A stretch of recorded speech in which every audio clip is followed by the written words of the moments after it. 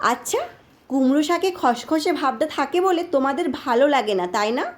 কী এমন জিনিস দিয়ে রান্না করলে কুমড়ো শাকের চচ্চড়ির স্বাদ দ্বিগুণ হয়ে যাবে? আজকের রেসিপিতে এই সব কিছুর সমাধান থাকবে। তো চলো শাকটা কিভাবে রান্না করবে দেখিয়ে দিই। প্রথমেই দেখাবো কুমড়ো শাকের খসখসে ভাবটা কিভাবে দূর করবে।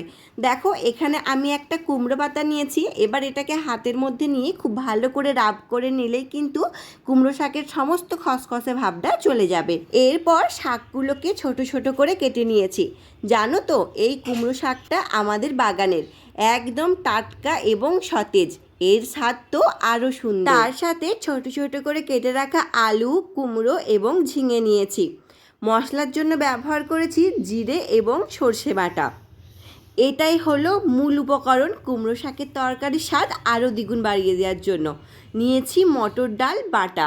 রান্না করার 2-3 ঘন্টা আগে মটর ডালকে ভিজিয়ে রাখতে হবে, তারপর খুব সুন্দর করে বেটে নিতে হবে। প্রথমেই কড়াইয়ের মধ্যে তেল দিয়ে ডালটাকে খুব ভালো করে ভেজে রাখবো। ডালটাকে একদম লাল লাল করে দেখো এরকম ঝুড়ো ঝুড়ো করে ভেজে নিতে হবে। ওই কড়াইয়ের মধ্যেই আরও কিছুটা তেল দিয়ে ফোড়নে দিচ্ছি শুকনো লঙ্কা, তার সাথে কালো জিরে। তোমাদের কাছে কালো জিরে না থাকলে পাঁচফোড়ন ব্যবহার করতে পারো। প্রথমেই কেটে রাখা আলুগুলোকে আমি দিয়ে দিলাম, তারপর দিয়ে দিলাম কুমড়ো। আলু এবং কুমড়োকে হালকা একটু ভেজে নেব। হালকা একটু ভাজা হয়ে গেলে কেটে রাখা ঝিঙেগুলোকে আমি এর মধ্যে দিয়ে দিচ্ছি। তোমরা এর মধ্যে কচুও ব্যবহার করতে পারো, আবার বেগুনও ব্যবহার করতে পারো। এই দুটো জিনিস কিন্তু এই শাকে ব্যবহার করা যায়। সবজিটা ভালো করে ভাজা হয়ে গেলে এর মধ্যে আমি জিরে এবং সর্ষে বাটাটা দিয়ে দিলাম। তোমরা এর মধ্যে সামান্য একটু আদা ব্যবহার করতে পারো, তবে পরিমাণ খুবই অল্প। মশলাটাকে দিয়ে আঁচটাকে মিডিয়াম করে খুব ভালোভাবে কষিয়ে নিতে হবে, যাতে মশলার কাঁচা গন্ধটা খুব সুন্দর করে চলে যায়। শাক রান্না করার জন্য এখানে কিন্তু আমি খুব বেশি তেলের ব্যবহার করিনি। এই গরমের মধ্যে যতটা কম তেল খাওয়া যায় ততই কিন্তু ভালো। এরপর শাকের যে ডাঁটাগুলো থাকে সেগুলোকে আমি দিয়ে দিলাম। তারপর আবারও একসাথে নেড়েচেড়ে খুব ভালো করে মিশিয়ে নিচ্ছি। এরপর গুঁড়ো মশলাগুলো দিয়ে দেব। প্রথমেই দিচ্ছি নুন, তারপর দেব হলুদ গুঁড়ো, তারপর দেব চিনি। এখানে কিন্তু চিনিটা একটু বেশি দিতে হবে, কারণ এই শাকটা একটু মিষ্টি মিষ্টি খেতে ভালো লাগে। খুব সামান্য একটু দিচ্ছি লঙ্কার গুঁড়ো। এরপর জল দিয়ে আবারও খুব ভালো করে নেড়েচেড়ে মশলাটাকে কষিয়ে নেব। দেখতেই পাচ্ছ এখানে কিন্তু আমার খুব বেশি জল নেই, মানে একদম জল নেই বললেই চলে। এর ওপরে কিন্তু আমি শাকগুলোকে দিয়ে দিচ্ছি। তারপর আমি আঁচটাকে লো করে শাকটাকে ঢাকা দিয়ে দেব।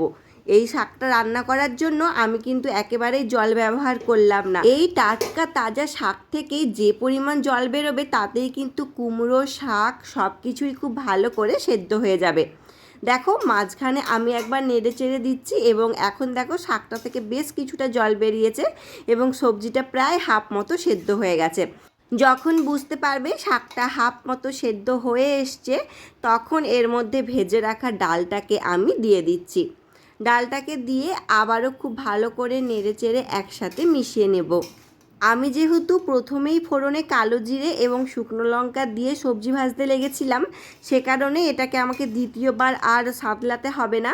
তোমরা চাইলে দেখো এইরকম খুব ভালো করে সেদ্ধ হয়ে যাবার পর তারপর কিন্তু শেষে এটাকে সাঁতলে দিতে পারো কালো জিরে এবং শুকনো লঙ্কা দিয়ে। দেখো তো আমাদের কত সুন্দর কুমড়ো শাকের তরকারি রেডি হয়ে গেল। সত্যি বলছি, এভাবে একবার কুমড়ো শাক রান্না করে দেখো, খেতে দারুণ লাগবে। গরমকালে শাকের মধ্যে তোমার কোন শাকটা খেতে বেশি ভালো লাগে কমেন্ট করে আমাকে জানাতে পারো। আজ এটুকুই। সবাই সুস্থ থাকবে, ভালো থাকবে। ধন্যবাদ।